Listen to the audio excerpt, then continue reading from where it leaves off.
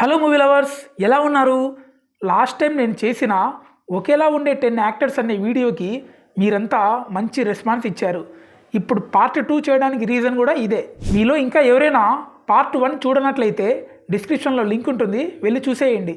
ఇక టాపిక్లోకి వెళ్తే నెంబర్ 1 జాన్వీ కపూర్ అండ్ నివేదా పేతురాజ్. మీరు గమనించారో లేదో కానీ దేవర్ సినిమాలో చుట్టమల్లె సాంగ్లో జాన్వీని చూసినప్పుడు లైట్గా నివేదలా అనిపించింది.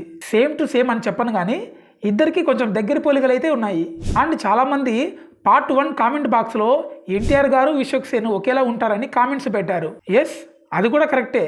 వీళ్ళిద్దరు హెయిర్ టెక్స్చరు, ఫేస్ కట్టు అండ్ బాడీ కూడా ఆల్మోస్ట్ మ్యాచ్ అయిపోతాయి. చుట్టమల్లె సాంగ్లో ఎన్టీఆర్ గారిని ఫస్ట్ టైం చూసి సడన్గా విశ్వక్ సేన్ అనుకున్నా అని చాలామంది కామెంట్స్ పెట్టారు. అండ్ ఇంకో విచిత్రమైన విషయం ఏంటంటే ఒకేలా ఉండే ఎన్టీఆర్, విశ్వక్ సేన్ అండ్ జాన్వీ కపూర్, నివేదా పేతురాజ్ ఈ రెండు జంటలు హీరో హీరోయిన్స్గా 2 వేరు సినిమాల్లో యాక్ట్ చేశారు. ఆ మూవీస్ ఏంటంటే ఎన్టీఆర్, జాన్వీ కపూర్ దేవర మూవీలో అండ్ విశ్వకు, నివేదా పేతురాజు దాస్ కా దమ్కి అనే సినిమాలో. ఈ 2 సినిమాల్లో కూడా బీచ్ దగ్గర సాంగ్స్ ఉన్నాయి. నా ఉద్దేశం ఏంటంటే విశ్వక్ సేన్ ఎన్టీఆర్లో ఉన్నాడు, నివేదా పేతురాజ్ జాన్వీలా ఉంది కాబట్టి చుట్టమల్లె సాంగ్లో వాళ్ళ జంటని చూసినప్పుడు ఆల్మోస్ట్ పడిపోయిందే పిల్ల సాంగ్లో వీళ్ళ జంట గుర్తుకొచ్చిందని చెప్తున్నా. మీకు కూడా అలా అనిపిస్తే కింద కామెంట్ చేయండి. Number 2 Kiran Abbavaram and Karthikeya. మీరు నమ్మరు, ఎస్ఆర్ కళ్యాణ మండపం సినిమా నుంచి చూసానే కలారా సాంగ్ యూట్యూబ్లో రిలీజ్ అయినప్పుడు అందులో కిరణ్ అబ్బవరంని చూసి నేను కార్తికేయ అనుకున్నాను. అప్పటికి ఇంకా కిరణ్ అబ్బవరంకి ఇంత గుర్తింపు రాలేదు. సో నేనే కాదు, మీలో చాలా మంది కూడా కన్ఫ్యూజ్ అయ్యి ఉంటారు. ఆ తర్వాత ఎస్ఆర్ కళ్యాణ మండపం ప్రీ రిలీజ్ ఈవెంట్లో డైరెక్ట్గా కార్తికేయ గారే వచ్చి కిరణ్ అబ్బవరము తను సేమ్ ఒకేలా ఉంటామని చాలా మంది తనకు ఇన్స్టాగ్రామ్లో మెసేజ్ పెడుతున్నారని, తాను కూడా ఫస్ట్ టైం ఆ సాంగ్ని చూసినప్పుడు అలాగే అనిపించిందని కార్తికేయ చెప్పాడు. ఆ తర్వాత కిరణ్ అబ్బవరం గుర్తింపు తెచ్చుకోవడంతో ఇప్పుడు ఎవరు కన్ఫ్యూజ్ అవ్వట్లేదు. మీరు కూడా స్టార్టింగ్లో కిరణ్ అబ్బవరాన్ని చూసి కార్తికేయ అనుకున్నట్లయితే ఖచ్చితంగా కామెంట్ చేయండి. Next Teja Sajja and Akash puri. వీళ్ళిద్దరిని చూసి చాలా మంది కన్ఫ్యూజ్ అవుతుంటారు. మనమంటే సినిమా వాళ్ళం కాబట్టి మ్యాక్సిమం కన్ఫ్యూజ్ అవ్వం. అదే బయట ఆడియన్స్ వీళ్ళని చూస్తే ఖచ్చితంగా కన్ఫ్యూజ్ అవుతారు. నా ఫ్రెండ్ కూడా ఏమన్నాడంటే రొమాంటిక్ సినిమాలో తేజ సజ్జానే హీరో కదా అని చెప్పాడు. అయితే అందులో చేసింది ఆకాష్ పూరి. వీళ్ళిద్దరు కూడా చైల్డ్ ఆర్టిస్టులే. చిన్నప్పుడే వీళ్ళు మంచి సినిమాలతో గుర్తింపు తెచ్చుకున్నారు. అయితే వీళ్ళిద్దరిలో తేజ సజ్జా ఇప్పుడు పాన్ ఇండియా హీరోగా మారిపోయాడు. ఆకాష్ పూరి మాత్రం సరైన హిట్ కోసం వెయిట్ చేస్తున్నాడు. Next Chiranjeevi and serial actor Raj Kumar. నా చిన్నప్పుడు కొన్ని సీరియల్స్ చూశాను భయ్య. ఆ సీరియల్స్లో రాజ్ కుమార్ గారిని చూసి ఏంటి చిరంజీవి గారు సీరియల్స్లో కూడా యాక్ట్ చేస్తున్నారా అనుకునేవాడిని. ఆ తర్వాత తెలిసిన విషయం ఏంటంటే చిరంజీవి గారు ఓన్లీ సినిమాలు మాత్రమే చేస్తున్నారు, సీరియల్స్లో ఇంతవరకు యాక్ట్ చేయలేదని.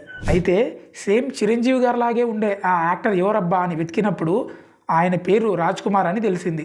మీరు కూడా కావాలంటే చూడండి, రాజ్ కుమార్ గారిని చూడగానే కొంచెం చిరంజీవి గారిలా అనిపిస్తారు. ఇప్పుడంటే చిరంజీవి గారు బాగా పాపులర్ కాబట్టి ఎవరు కన్ఫ్యూజ్ అవ్వరు. జనరల్గా చిన్నపిల్లలకి చిరంజీవి గురించి తెలియని వాళ్ళకి చూపించండి, ఖచ్చితంగా ఇద్దరు ఒకటే అనుకుంటారు. Next Venkatesh and Karthi.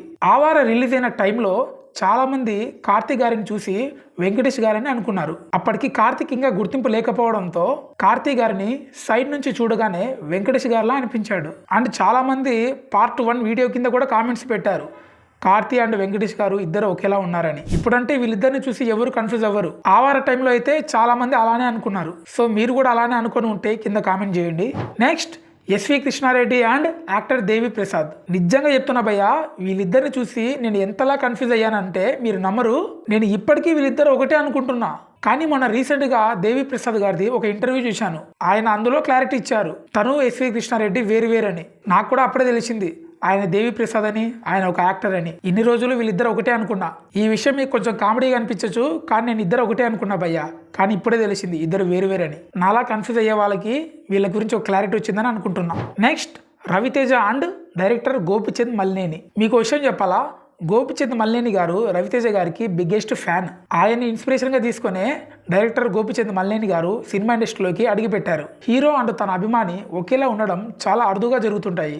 అయితే మనం రవితేజ గారిని ఎక్కువ చూస్తుండడం వల్ల మీకు పెద్దగా అనిపించకపోవచ్చు, కానీ నిజం చెప్పాలంటే వీళ్ళిద్దరికి చాలా దగ్గర పోలికలు ఉన్నాయి. అండ్ ఇంకో విషయం ఏంటంటే రవితేజ గారు ఫ్లాప్లో ఉన్న ప్రతిసారి గోపిచంద్ మల్లేని గారు బిగ్గెస్ట్ హిట్స్ ఇచ్చేవారు. వీళ్ళిద్దరి కాంబినేషన్లో డాన్షీను, బలుపు, క్రాక్ మొత్తం 3 సినిమాలు వచ్చాయి. 3 కూడా biggest hits. Next Nithin and Uday Kiran. ఇప్పుడంటే వీళ్ళిద్దరిని చూసి ఎవరు కన్ఫ్యూజ్ అవ్వరు, కానీ జేఎం సినిమా టైంలో చాలా మంది కన్ఫ్యూజ్ అయ్యి ఉంటారు. అంటే నేను చెప్పేది ఈ జనరేషన్ అంటే మా జనరేషన్ వాళ్ళు చిన్నపిల్లలుగా ఉన్నప్పుడు వీళ్ళిద్దరిని చూసి ఖచ్చితంగా కన్ఫ్యూజ్ అయ్యి ఉంటారు. నేనైతే అవునన్నా కాదన్న సినిమాలో ఉదయ్ కిరణ్ గారిని చూసి నితిన్ అనుకున్నాను. ఎందుకంటే జయం సినిమాలో కూడా నితిన్ గారి లుక్ సేమ్ అలానే ఉంటుంది. ఇప్పుడంటే కొంచెం పెద్దనైనా కాబట్టి కన్ఫ్యూజ్ అవ్వట్లేదు.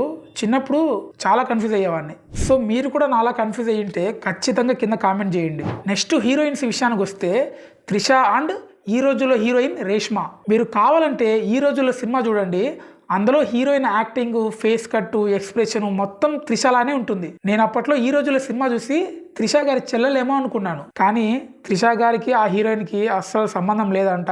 అండ్ ఇంతవరకు వాళ్ళు ఒక్కసారి కూడా కలవలేదంట. అండ్ ఇక్కడ మీకు ఇంకో విషయం చెప్పాలి, చాలామంది పార్ట్ 1 వీడియో కింద త్రిష గారు అండ్ సుమా గారు ఇద్దరు ఒకేలా ఉన్నారని కామెంట్స్ పెట్టారు. కరెక్టే, త్రిషకి సుమా గారికి పోలికలు ఉన్నాయి, కానీ ఇప్పుడంటే మనం కన్ఫ్యూజ్ అవ్వం. యాక్టర్ సుమా గారికి ఒక పెద్ద గుర్తింపే ఉంది తెలుగులో.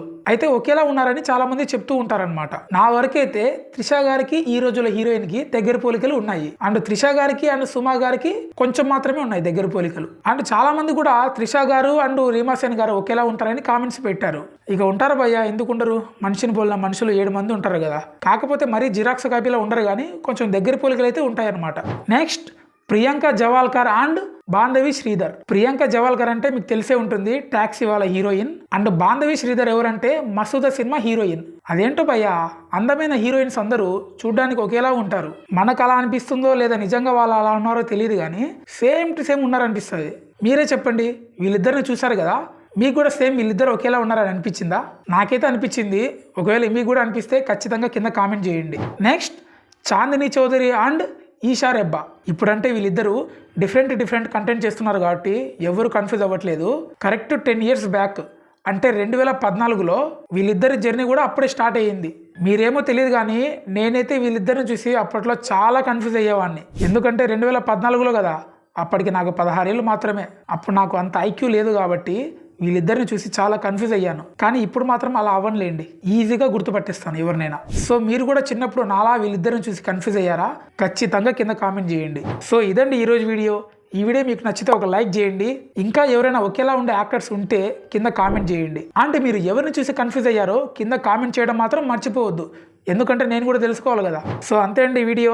ఫస్ట్ వీడియోకి లైక్ చేసి ఎంతో మోటివేషన్ ఇచ్చిన మీ అందరికీ చాలా థ్యాంక్స్. ఆ వీడియో లాగానే సేమ్ ఈ వీడియోని కూడా ఎంకరేజ్ చేస్తారని అనుకుంటున్నాను. కొత్తగా చూసే వారికి ఒక రిక్వెస్ట్ అండి, మన ఛానల్ 3000 సబ్స్క్రైబర్స్కి దగ్గరలో ఉంది. ఈ సంవత్సరం ఎండింగ్ లోపు 3000 సబ్స్క్రైబర్స్ని అచీవ్ చేయాలని అనుకుంటున్నాను. సో మీరు సబ్స్క్రైబ్ చేస్తే ఖచ్చితంగా అవుతుంది. సో సబ్స్క్రైబ్ చేసి పక్కన ఉన్న బెల్ ఐకాన్ని ఆన్లో పెట్టుకోండి. ఇదే కాకుండా మీకు ఏ టాపిక్ గురించి అనే వీడియో కావాలంటే కింద కామెంట్ చేయండి. ఇక 2025లో మన యూట్యూబ్ ఛానల్ నుంచి బెస్ట్ కంటెంట్ అయితే వస్తుంది. అందరూ రెడీగా ఉండండి. ఇలాంటి ఇంట్రెస్టింగ్ వీడియోస్తో మిమ్మల్ని ఖచ్చితంగా ఎంటర్టైన్ చేస్తాను. మీ అందరికీ అడ్వాన్స్ హ్యాపీ న్యూ ఇయర్ అండి. నెక్స్ట్ 2025 ఇయర్ మీకు మంచి జరగాలని మనస్ఫూర్తిగా కోరుకుంటున్నాను. That's all today. నెక్స్ట్ వీడియోతో మళ్ళీ కలుద్దాం. బాయ్.